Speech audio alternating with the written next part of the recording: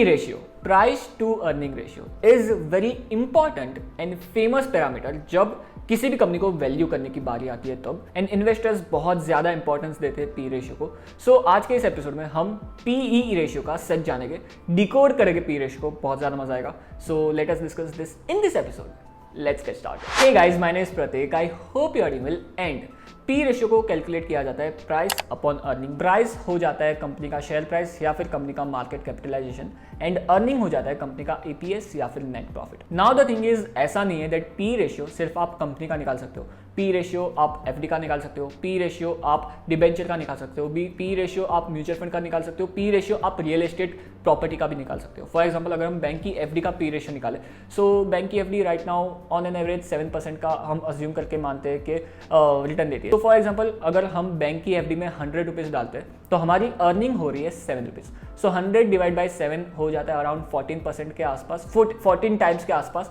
सो bank की FD का P ratio हो गया 14 times. Now there are two type of P ratios, trailing 12 month P ratio and forward P. Now trailing 12 month P is nothing but last 4 quarters के EPS को आपको add करना है, and जो आपको अमाउंट निकला है उसको आपको कंपनी के शेयर प्राइस से डिवाइड कर देना है। फॉर एग्जाम्पल, अगर हम ITC का ट्रेलिंग 12 मंथ का पी रेशियो निकालो, ITC के लास्ट 4 क्वार्टर्स का EPS है 3.29 times plus 3.40 times plus 3.56 times plus 3.73 times. इससे अगर हम प्लस करें तो 13.98 जो EPS निकल के आता है, ट्रेलिंग 12 मंथ EPS निकल के आता है ITC का। तो 13.98 को अगर हम कंपनी के शेयर प्राइस से डिवाइड करें, कंपनी का पीई रेशियो निकल के आता है 24.6 टाइम्स के आसपास। सो ये कंपनी का ट्रेलिंग 12 मंथ पी हो गया, आईटीसी का ट्रेलिंग 12 मंथ पी हो गया। पर ये तो हो गई पास्ट की बात है। The important thing is forward P.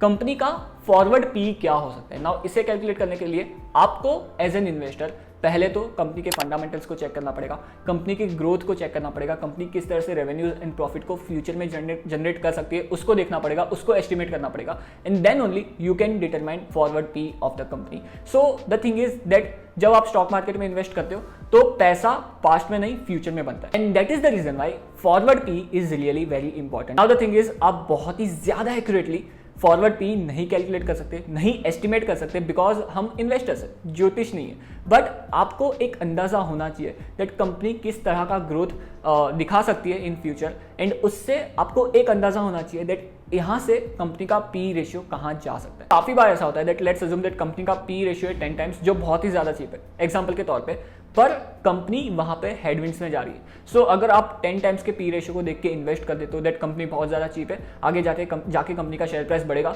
तो ये सच नहीं होगा, बिकॉज कंपनी के अंदर प्रॉब्लम्स चल रही है, एंड अगर कंपनी अपने ईपीएस को कम करती है तो पी रेशियो अगर कांस्टेंट रहता है फिर भी कंपनी का शेयर प्राइस नीचे आ सकता है। For example, there is a company name Chennai ferrous industries limited, and यहाँ पर अगर हम देखें तो लास्ट 3 क्वार्टर्स में जो कंपनी का ईपीएस है वो ग्रो नहीं हो रहा है, stagnant, and that is why company का पी रेशियो अराउंड 3 टाइम्स के आसपास है। पहले वो अराउंड 4 टाइम्स के आसपास था, बट कंपनी का पी 3 टाइम्स के आसपास हो गया, 2.6 टाइम्स के आसपास हो गया, बिकॉज कंपनी में हेडविंड्स चल रही है एंड कंपनी अपने ईपीएस को अच्छे से ग्रो नहीं कर पा रही है, and that is the reason why company का जो शेयर प्राइस है वो अराउंड 300 रुपीज के प्राइस से गिर के हो गया है 170 रुपीज के आसपास राइट नाउ ट्रेड कर रहा है। सो अराउंड 40-45% का डी ग्रोथ जो डेप्रिसिएशन दिखा है कंपनी के शेयर प्राइस पे। सो ऐसा कभी मत करना दैट अगर आपको कंपनी का पी सस्ता मिल रहा है, सो सस्ता P is there because of some reason.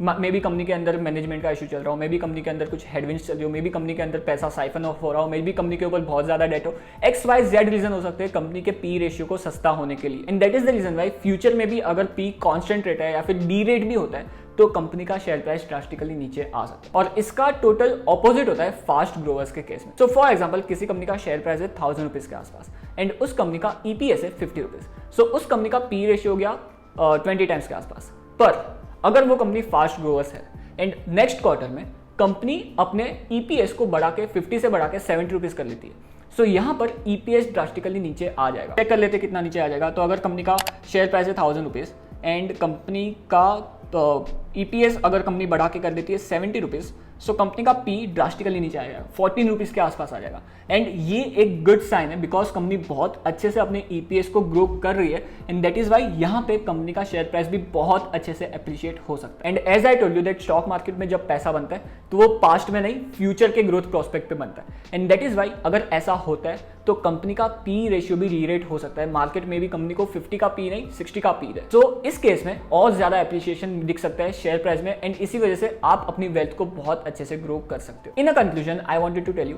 That अगर किसी कंपनी का पी रेशियो सस्ता है, किसी कंपनी का पी रेशियो बहुत ज्यादा कम है, so there would be some reason जिसकी वजह से मार्केट उस कंपनी को एक अच्छा पी नहीं दे रहा है। सो उस रीजन को फाइंड आउट करने की ट्राई करो। एंड अगर आपको लगता है दैट ये जो मार्केट का रीजन है उस कंपनी को पी रेशियो कम देने का, वो एक वैलिड रीजन नहीं है, इन फ्यूचर में कुछ ऐसे ट्रिगर्स की वजह से मार्केट इस कंपनी को एक अच्छा पी देगा, तो आप उस कंपनी में इन्वेस्ट कर सकते हो। And it is not like that अगर किसी कंपनी का पी बहुत ज्यादा हाई है तो उसमें नहीं इन्वेस्ट करना चाहिए, वो कंपनी बहुत ज्यादा ओवर वैल्यूड है। बिकॉज अगर अर्निंग्स ड्रास्टिकली ग्रो होती है तो उसकी वजह से ईपीएस बहुत ज्यादा अच्छे से ग्रो होगा एंड पी रेशियो ड्रास्टिकली नीचे आ सकता है। सो ये पी रेशियो को मेंटेन करने के लिए शेयर प्राइस को ग्रो होना पड़ेगा एंड इस तरह से चीजें बैलेंस हो जाएगी। So it is not like that P ratio को सिर्फ देख के आप डिटरमाइन कर सकते हो दैट जो वो कंपनी है वो एक सस्ती प्राइस पर ट्रेड हो रही है या फिर एक महंगे प्राइस पर ट्रेड हो रही है। On that note guys, thank you to be with me this episode. As always do like this episode and subscribe to my channel. Twitter and Instagram पे आ जाना अगर कोई शिकायत है या फिर कोई क्वेश्चन पूछना है तो। एंड मिलते हैं नेक्स्ट फ्राइडे एक लॉन्ग फॉर्म वीडियो के साथ। ट्यूसडे को मिलते हैं तेरा मेरा ट्यूसडे के साथ, जहां पर हम बैठ के सिर्फ चिल करेंगे। एंड संडे को मिलते हैं संडे स्पेशल सवाल के साथ। एंड यूट्यूब शॉर्ट्स तो इन बिटवीन आते रहेंगे। सो मिला करेंगे हर रोज। Bye bye.